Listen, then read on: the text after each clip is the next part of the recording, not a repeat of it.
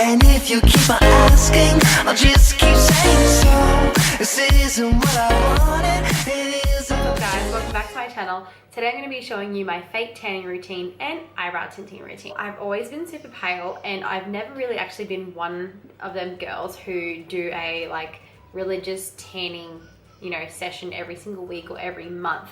I've always remained quite pale. I do love my pale skin, but recently, since doing all these comps, I've been doing a lot more tanning and I actually am starting to prefer having nice glowing tan skin. Now, I do have anemia, so recently I've become increasingly like obvious pale, like white. I look like a ghost.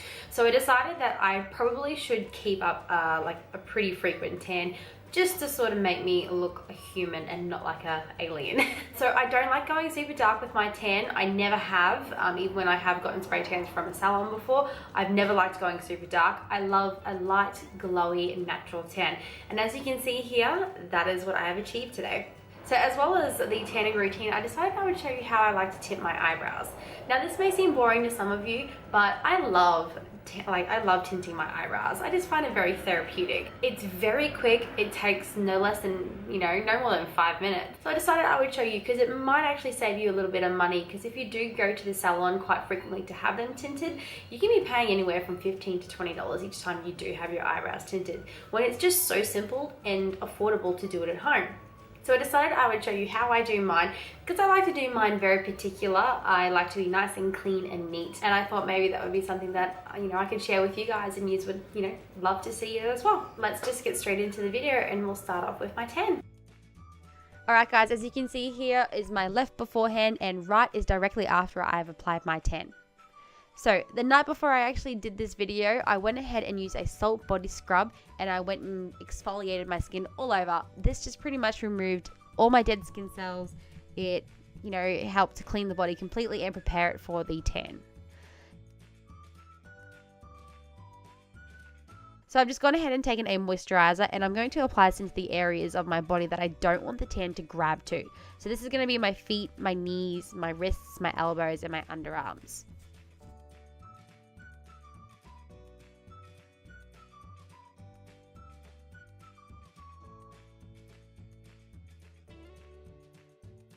Then taking my Bondi Sands in tan medium shade on a J Bronze mitt. You can use any mitt that you like and prefer. I'm just going to go ahead and pump out a few squirts onto the mitt and pretty much buff it into my skin in circular motions. So I like to work my way from my bottom upwards, so doing my legs first and then moving up to my belly and upper body as well.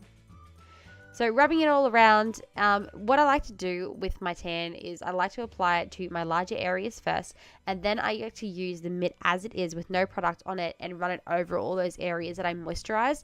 This just, helps to not apply a huge amount to those areas, because I obviously am trying to avoid it grabbing.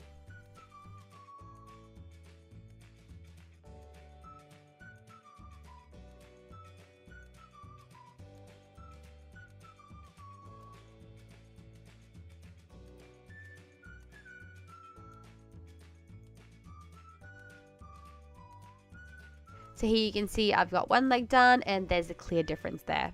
Alright, so here is a few helpful tips. First of all, avoid peeing on yourself in the shower. Now, I know some of you do it. I'm, not gonna lie, I definitely do this. I'm a culprit. I know, it's disgusting, but hey, it happens sometimes. So don't pee on yourself in the shower. So the reason why I say this is because pee has acidity in it and it actually removes the tan off your skin. So if you pee on yourself in the shower, you're gonna take the tan off where you peed. So don't pee on yourself in the shower. And the same again, in the shower, don't use soap to wash yourself. When you get in the shower, just wash yourself with warm water. It just helps to keep that tan on, because some body soaps can be quite harsh and remove the tan as well. And then when you're hopping out of the shower, make sure you pat yourself dry. Don't go rubbing yourself vigorously, because it's just going to take off all the tan that you just took so long to put on. Then I'm just going to be taking my robe and I'm going to wear this around for the next hour or so. That's how long it takes to develop. I may leave it for a little bit longer depending on how I feel about the color. So wearing a nice light piece of clothing helps to avoid any rubbing of the tan off.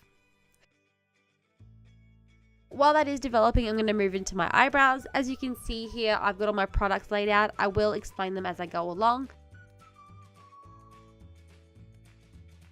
So taking my tint developer and the tint cream as well, I'm going to mix it up into this little dish to the right ratio that's recommended on the bottle.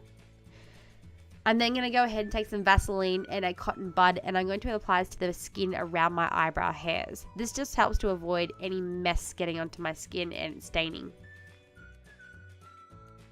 Then I'm just going to be taking my brow brush and I'm going to apply the product onto my brow hairs.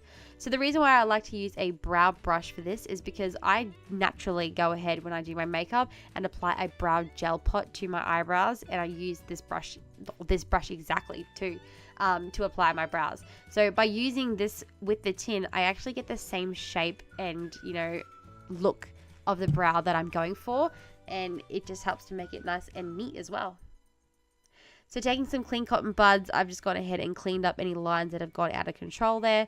And I've also feathered out the color on the inner corner just so it gives it a lighter look as it heads towards the inner corner. So I'm going to leave this on for 2 minutes because that's a recommended developing time. You may leave it longer depending on how dark you like it. Once that's all ready to go, take off the eyebrow that you started with first, because that's going to be the one that's going to be darker first before the other side. And I'm just using a dry cotton pad to take this off.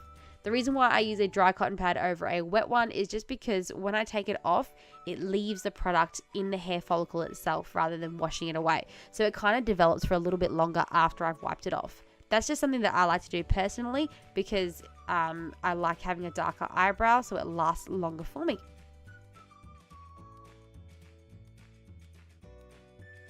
I really hope you guys found this video helpful. If you did, please make sure you give it a big thumbs up, and also make sure you guys hit that subscribe button because it really does help my channel out, and I pretty much will see you guys in my next video. So until then guys, I will see you in my next video. Bye!